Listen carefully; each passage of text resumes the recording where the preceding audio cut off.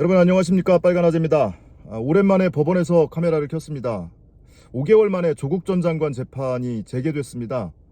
지난 1월이었죠. 검찰이 재판부 기피 신청을 하면서 재판이 중단됐었습니다. 그 사이에 법원에서 2차례 검찰의 기피 신청을 기각했고요. 검찰이 재항고를 포기하면서 기존 재판부에서 그대로 공판을 맡아서 진행을 하게 됐습니다. 그래서 오늘 법정에는 조국 전 장관과 정경심 교수 함께 출석을 했고요. 정경심 교수가 여전히 좀 건강 상태가 좋지 않아서 오늘 법정에 휠체어를 타고 출석을 했고, 그리고 잠시 이제 기립하는 시간이 있었는데 그 기립해 있는 서 있는 시간에도 똑바로 서 있기가 좀 힘들어하는 모습이었습니다. 그래서 앞에 탁자를 짚고 이렇게 의지하는 모습을 볼 수가 있었습니다. 하지만 여러분이 크게 걱정할 만한 상태는 아니라고 하니까 너무 우려는 마시고요.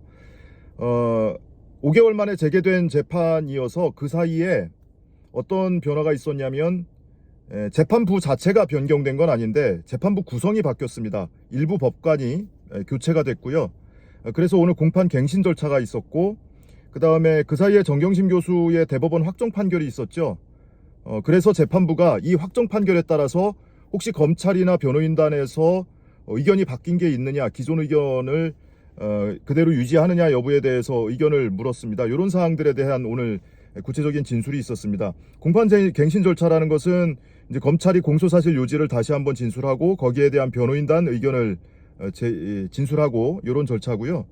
그 다음에 재판부가 검찰의 석명을 요구한 것은 한 3가지 요구했는데 그 중에 핵심은 이거였습니다.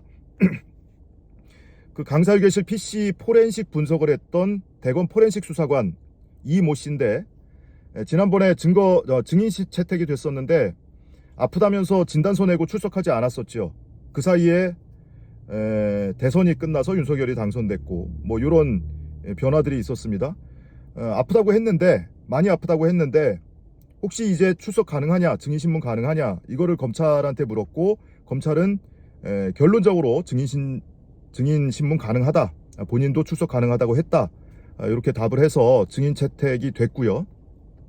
변호인단에도 3가지 성명을 요구했는데, 하나는 정경심 교수 사건이 대법원에서 확정 판결이 났으니까 그것에 따라서 이 사건에서 조국 전 장관과 정경심 교수의 추가로 기소된 이 사건에 대해서 이 공소사실에 대한 의견에 변화가 있는지, 지금까지 이 조국 전 장관 측에서는 공소사실을 전면 부인했거든요. 그 입장에 변화가 있느냐라는 거고, 하나는 검찰이 제출한 증거에 대해서 그 증거 인정 여부에 대해서 변화가 있느냐, 그 일부 핵심 증거, 강사휴게실 PC라든지 또는 아들 방에 있던 PC라든지 김경록 PB가 제출한 PC라든지 이런 것에 대해서 일부 증거 능력을 부인해오지 않았습니까? 그것에 대해서 변화가 있느냐. 그리고 3번째로 기존에 신청했던 증인 신청 목록에 혹시 변화가 있느냐, 이 3가지를 물었는데 변호인단에서는 변화 없다, 한마디로 검찰의 공소사실에 대해서 부인하는 의견에 여전히 변화가 없고, 또 검찰이 제출한 증거에 대해서 일부 증거에 대해서 증거 능력을 인정할 수 없다라는 점에 대해서도 그 입장을 그대로 유지한다는 것이고, 증인 신청에 대해서는 대부분 다 유지를 하는데 일부 증인에 대해서는 조금 변화가 있을 수 있다고 얘기를 했습니다. 조국 전 장관 아들이 조지 워싱턴대에서 쪽지 시험을 봤는데 그것을 부모가 도와줬다면서 조지 워싱턴대 업무방해 혐의로도 기소를 해놨거든요. 그 사건과 관련해서 조지 워싱턴대 관계자, 성명불상자, 누군지 특정하지 못하는 상태로 증인 신청을 했었어요. 근데 결국에는 증인 출석 요구를 하려면 누군지 특정이 돼야 되잖아요. 그래서 변호인단에서는 추후에 특정을 하든지 그게 아니면 철회를 하겠다, 그 증인에 한해서 이렇게 입장을 밝혔고요. 그래서 증인 신문 일정이 한 4주치가 잡혔습니다. 7월 중순까지 일정이 잡혔어요.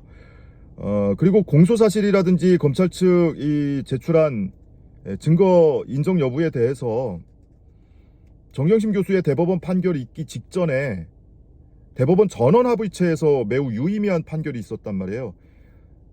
피압수자, 실질적 피압수자의 참관 없이 이 무작위로 무제한적으로 이 증거 추출을 한 것에 대해서 증거 능력을 인정할 수 없다. 굵직하게 얘기하면은 이런 요지로 대법원 전원합의체 판결이 있었는데, 이 판결 때문에 정경심 교수 대법원 확정 판결에서 파기환송될 거다라고 99% 다 믿고 있었단 말이에요. 근데 뜻밖의 전원합의체 판결과 정경심 교수 사건은 조금 다른 측면이 있다. 그 다른 측면이라는 것은 정경심 교수가 이 PC를 소유하고 있거나 관리하고 있는 상태가 아니었고, 그 지배권을 학교 측에 넘긴 상태였다.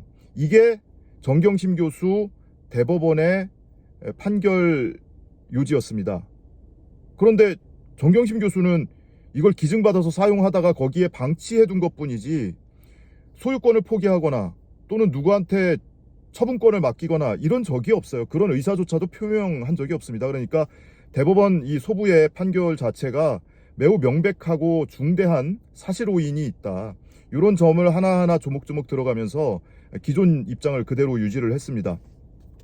그리고 증인신문 일정이 잡혔는데, 지금까지는 2주에 한 번씩 텀을 둬가면서 이렇게 재판이 진행이 됐는데요. 앞으로는 조금 신속하게 진행을 하기 위해서 기본적으로 3, 4주 연속하고 한 주 쉬고 또 3, 4주 연속하고 이런 방식으로 진행을 하기로 했습니다. 그래서 오늘 결정된 일정은 7월 중순까지 4차례 공판 일정이 잡혔는데요. 6월 17일 다음 주에는 한 주 쉬고 증인 출석 요구를 하는 기간이 필요하니까요. 6월 17일에 동양대 전 조교, 교양학부 조교였습니다. 실명 인터뷰도 한 적이 있으니까 이름을 밝혀도 될 것 같은데, 이슬이 전 조교 오전에 증인 채택이 돼 있고, 그 다음에 당시 조국 전 장관 딸과 함께 프로그램에 참여하고 또는 딸이 봉사활동을 하던 시기에 인문학 프로그램에 참여를 했던 학생이 있습니다. 그 학생 오전에 증인 채택이 됐고요. 오후에는 김경록 PB가 증인 채택이 되어 있습니다. 그리고 6월 24일에는 오전에 이슬이 조교와 함께 저하고 별도로 실명 인터뷰를 했었죠. 동양대에서 10수년 동안 이 상장 발급 업무를 했었던 행정팀장이었습니다. 오병현 팀장. 그리고 2017년 당시에 교양학부 조교였던 이모 씨, 그리고 오후에는 동양대 장경욱 교수가 증인 채택이 됐습니다. 오후에 통으로 장경욱 교수 증인 신문이 예정되어 있기 때문에 정경심 교수 재판에서는 그날 9명인가 몇 명 중에 한 명이었어요, 장경욱 교수가. 그래서 맨 마지막에 더더군다나 증인 신문이 이루어져서 굉장히 짧게 한 40분, 40분 했나요? 해야 될 얘기가 무궁무진하게 더 있는데 그냥 후다닥 해치워버리고 말았단 말이에요. 그래서 장경욱 교수가 꼭 해야 될 얘기를 증언을 하지 못하고 그냥 끝나서 그것이 막 화가 나서 법정 밖에서 눈물을 보였던 그런 일이 있었거든요. 근데 오후에 통으로 지금 비워졌기 때문에 좀 충분한 증인신문 시간이 확보가 되는 것 같습니다. 그리고 7월 8일에 증인신문이 또 3명이 예정되어 있고요. 7월 15일 날 중요한 증인신문이 또 있습니다. 이날 바로 양측의 포렌식 전문가, IT 전문가, 검찰에서는 대검 포렌식 수사관 이모 씨, 그리고 변호인 측에서는 변호인단을 도와서 직접 포렌식을 지원해줬던 박지훈 대표, 요 2명이 한날 증인 신문이 이루어집니다. 그러면 이것은 오전에 대검 포렌식 수사관하고 오후에 박지훈 대표를 하는데, 지난번에 이 재판부에서 결정한 대로 대검 포렌식 수사관이 증언을 사는 동안에 박지훈 대표가 그 증언을 청취하고 방청을 하고 오후에 증인석에 서게 되거든요.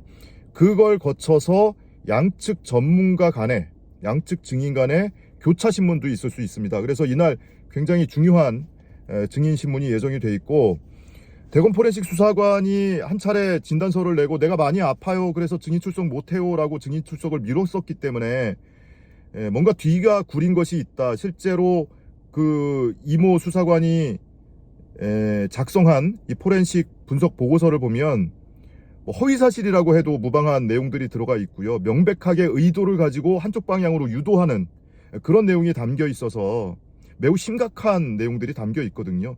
그리고 그 내용 중에 또 일부는 정경심 교수 재판부에서 그대로 인용을 해서 판결의 근거로 삼았기 때문에 그 잘못된 포렌식 분석 보고서 내용을 깨는 것이 그날 굉장히 중요한 증인신문 내용이 될 겁니다. 자, 이런 일정으로 앞으로 예정돼 있다. 그리고 오늘 공판 소식 이 정도로 마무리를 하고요. 저는 그대가족국 그 다큐멘터리 개봉하고 나서 지금 2주째 제작진하고 같이 전국을 돌면서 관객 여러분들 찾아뵙고 무대 인사도 하고 관객과의 대화도 간헐적으로 진행하고 있거든요. 마찬가지로 오늘도 이 방송 끝나고 나서 대전으로 내려갑니다. 그래서 제작진과 함께 내려가서 대전에서 관객 여러분들께 인사를 드릴 거고, 모레는 대구를 내려갑니다.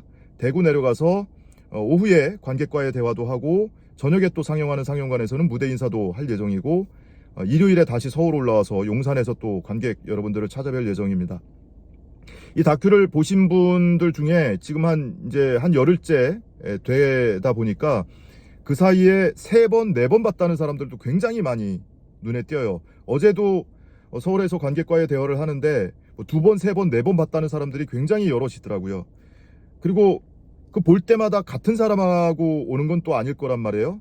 그러면은 내 주변에 조금 더 적극적으로 관심 있던 사람도 모시고 올 거고, 또는 관심 없던 사람, 또는 비판적인 사람도 함께 와서 관람을 하지 않나 싶습니다. 실제로 이 조국 전 장관에 대해서 비판적으로 바라봤던 분들, 심지어는 윤석열을 지지했던 사람들도 이 영화를 보고 나서는 그동안 언론을 통해서 내가 알았던 것이 전부가 아니구나.